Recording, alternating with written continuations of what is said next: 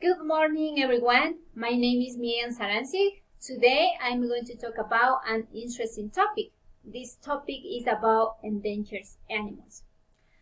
Well, since the arrival of man on the planet, it has undergone great and accelerating changes that have caused gravity in animals, in nature, and even ourselves. According to Environment Ministry, there are 2,504 endangered animals, includes mammals, reptiles, bears, and other kind animals, Among the causes of extinction, we have biological causes, such as aging or diseases. Then next, we have causes for natural disasters. In this case are fires, floods, volcanic eruption, hurricanes, and other more. Then next, we have causes by human. In this case are hunting, pollution, overexploitation of natural resources, and deforestation of forests. Now, what are the consequences?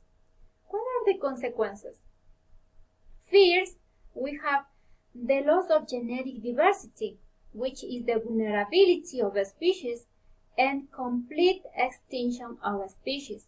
And this affects the trophic food chain in the rapid destruction of the ecosystem.